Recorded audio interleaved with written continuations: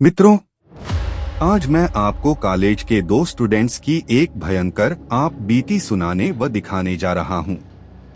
मेरी आज की इस कहानी का शीर्षक है शैतानी हवेली की डरावनी प्रेतात्माएं व दो कॉलेज स्टूडेंट्स। किसी दूसरे शहर से इस नए शहर में पढ़ने के लिए आए हुए दो नौजवान हेनरी और जोसेफ कॉलेज की कैंटीन में काफी पीते हुए अपने रहने की जगह के बारे में गंभीरता से बातें कर रहे थे। उन दोनों को कम पैसे में कोई एक ऐसा पेइंग गेस्ट हाउस या सस्ता सा फ्लैट चाहिए था जिसमें वे वहां रहकर अपनी कॉलेज की पढ़ाई सरलता से पूरी कर सके। उनके चेयर के जस्ट पीछे काफी पीते हुए कॉलेज का एक बूढ़ा प्यून उनकी बातें बड़ी ध्यान से सुन रहा था। वह अपनी कॉफी के कप के साथ ही उनके टेबल पर आकर बैठ गया और बोला, देखो, तुम दोनों की परेशानी का हल मेरे पास है, पर इसमें थोड़ा सा खतरा हो सकता है। हेनरी ने तत्काल बोला कि अरे भाई साहब, हमारी अभी की इन भयंकर मुसीबतों से बड़ा और कौन सा भयंकर खतरा हो सकता है। आप तो हमारे घर ना मिलने की समस्या का तुरंत निदान बताओ। प्यून बोला, तो ठीक है, सुनो। हमारे कॉलेज के पीछे एक बड़ा, बहुत पुराना, हवेली जैसा बड़ा घर है। उस घर का एक बूढ़ा सा मालिक बिल्कुल सस्ते दामों पर उसे किराए पर देने के लिए राजी है। पर उस घर के बारे में एक किंवदंती है कि वहां उस घर में 20 साल पहले एक परिवार रहा करता था। उन्होंने अपने इकलौते बेटे की धूमधाम से शादी की थी। लड़के के माता पिता दोनों दहेज के अत्यधिक लालची थे। हालांकि लड़की के माता पिता ने उन्हें भर भर कर दहेज दिया था, परंतु अभी भी उनका लालच ज्यों का त्यों था। वे हमेशा ही बेटे की अनुपस्थिति में उस बहू को बेरहमी से मारते पीटते थे। पूरे घर का एक एक काम जानवरों की तरह उसे मार मार के करवाते थे। खाने के नाम पर बचा खुचा जूठा व बेस्वादा खाना, वह भी आधा पेट उस बहू को दिया करते थे।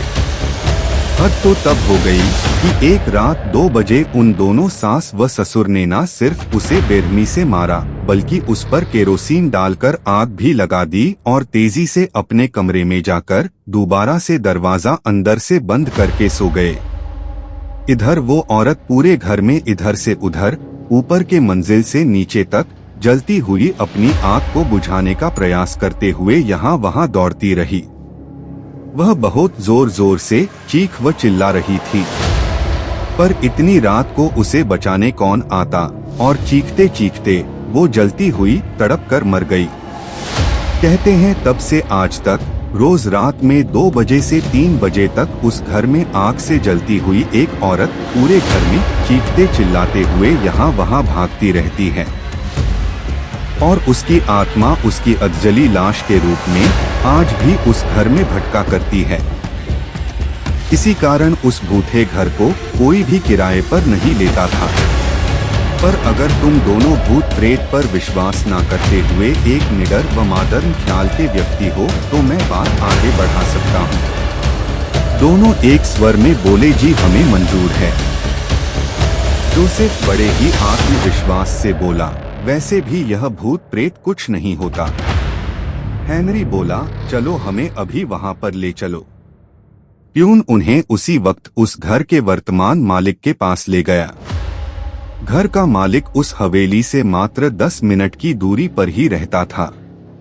उसने हेनरी और जोसेफ को सिर्फ एक शर्त में घर किराए पर देने का तय किया कि वह दोनों उस घर को अचानक बीच में छोड़कर नहीं जा सकते, और अगर वे ऐसा करते हैं तो उनका 3 महीने का पूरा एडवांस डूब जाएगा एवं वह कभी भी उन्हें वापस नहीं दिया जाएगा।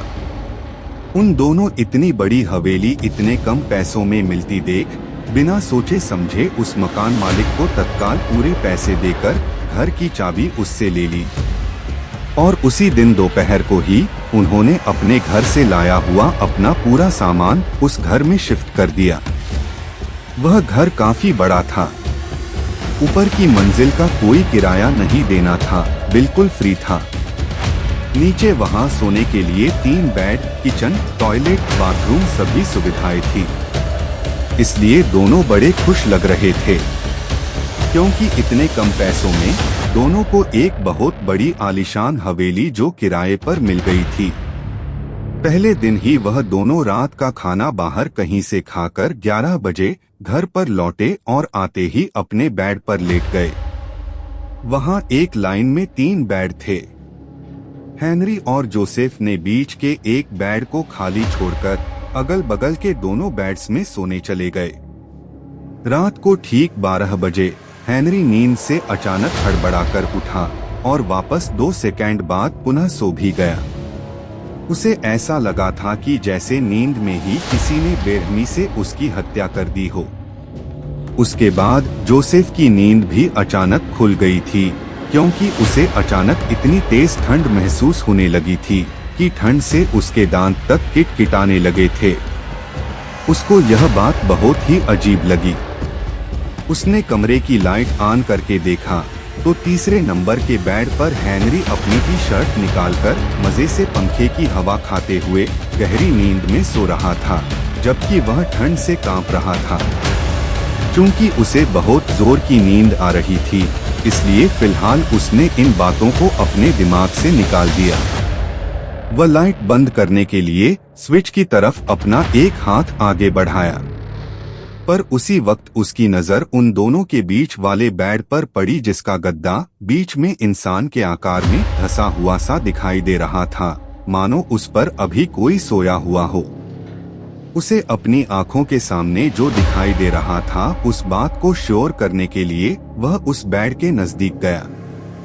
वास्तव में जोसेफ उस बेड पर हाथ फेरकर इस बात को कंफर्म करना चाहता था कि क्या सचमुच वहां कोई अदृश्य लेटा हुआ है या नहीं। तभी उसे ऐसा लगा कि उस बेड से अभी अभी कोई नीचे उतरा हो। उसके मन में डर ने अब जगह बना ली थी। थकावट के कारण वह अपने बेड पर जाकर लेट गया, लेकिन उसने अभी जो कुछ भी देखा था उसी के बारे में सोचने लगा कि क्या सच में इस घर में किसी प्रेतात्मा का निवास है।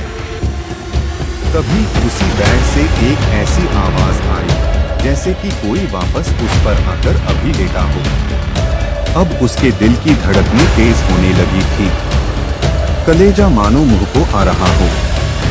उसने खुद का डर और बढ़े नहीं, इसलिए खुद को यकीन दिलाना शुरू कर दिया कि एक्चुअल में ऐसा कुछ भी नहीं है। यह सब सिर्फ मेरे दिमाग का ही वहम है और कुछ नहीं। लेकिन उसने बेड से नीचे उतरे बिना पहले आसपास देखा, फिर वह आंखों पर पानी मारने के लिए सीधे बाथरूम में गया। अचानक उसी वक्त वह पूरा घर एक भयानक डर भरी तेज चीख से गूंज उठा। उस चीख की आवाज से हेनरी आधी नींद से उठकर बाथरूम की ओर दौड़ा। उसने देखा कि अचानक एक औरत भयंकर तेज आग से जलती हुई पूरे घर में इधर से उधर भाग रही थी। पूरे घर में धुआं धुआं हो रहा था। उस औरत की चीख इतनी तेज थी कि चीख के बंद हो जाने के बाद भी हेनरी के दोनों कानों में एक तेज सीटी लगातार बजने लगी। जब हेनरी बाथरूम में पहुंचा तब उसे जोसेफ जिस हालत में दिखा, उसे देखकर डर से हेनरी की रूह कांप गई, क्योंकि उसके सामने जोसेफ बाथरूम में जमीन पर पड़ा हुआ था और उसकी छाती पर एक आग से जली हुई औरत का भयानक प्रेत बैठा था, जो 90% जला हुआ था। वो जली हुई औरत उसकी छाती को फाड़कर चीखते हुए उसका खून पी रही थी। इधर लेटे हुए इस जोसेफ की तो जैसे सांसें ही रुक गई हो, इसलिए वह कुछ भी बोल नहीं पा रहा था। एक गूंगे की तरह इशारे करके वह हेनरी से मदद की भीख मांग रहा था, पर हेनरी कुछ नहीं कर पा रहा था, क्योंकि डर के मारे उसके खुद के हाथ पैर से आधी जान निकल चुकी थी। डर से कांपते हुए भूत भूत चिल्लाते हुए हेनरी दरवाजे की ओर भागने लगा, पर जब वह दरवाजे की तरफ भाग रहा था तभी उसकी नजर बेड पर पड़ी, जो ठीक दरवाजे की बगल में था।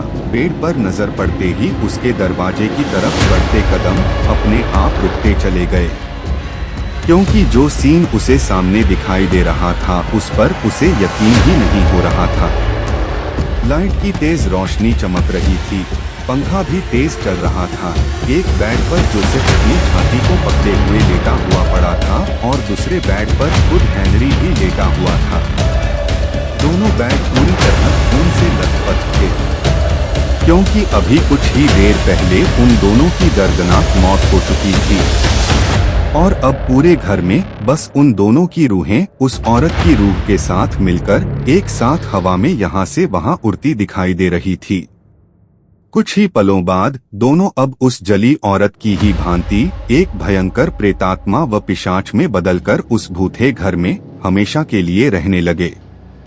तभी हेनरी ने बाथरूम की तरफ शीशे में देखा तो वहाँ वह खुद जोसेफ व उस जली विभत्स सी दिखने वाली प्रेतात्मा के साथ खड़ा हुआ भयानक सा प्रतीत हो रहा था। वे तीनों ही बड़े भयानक और खौफनाक दिखाई दे रहे थे और अब उस औरत की प्रेतात्मा के साथ साथ हेनरी और जोसेफ की रूहें भी अपने अगले आने वाले शिकार का बड़ी ही बेसब्री से इंतजार कर रही थी कि जल्दी ही कोई मजबूर व बदनसीब इंसान फिर पैसा बचाने की चाह में यहाँ रहने आए और न सिर्फ अपनी जान से हाथ धो बैठे बल्कि प्रेत व पिशाच बनकर हमेशा के लिए उनकी बिरादरी में शामिल हो जाए और इन भूत प्रेतों और पिशाचों की ये क्रूर दुनिया यूं ही इस घर में हमेशा के लिए काबिज हो जाए और उत्तरोत्तर फलती फूलती रहें।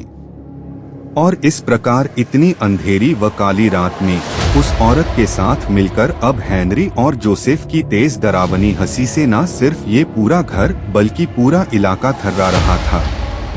अगले दिन पूर्व की ही भांति उस घर के बाहर फिर से टूलेट की एक बड़ी सी तख्ती फिर से टांग दी गई थी। तभी तीनों प्रेतात्माओं ने देखा और कि दूर से वह बूढ़ा प्यून फिर किसी एक नए किराएदार को लेकर उसी हवेली की तरफ चला आ रहा है और वे एक दूसरे की ओर देखते हुए जोर जोर से हंसने लगे।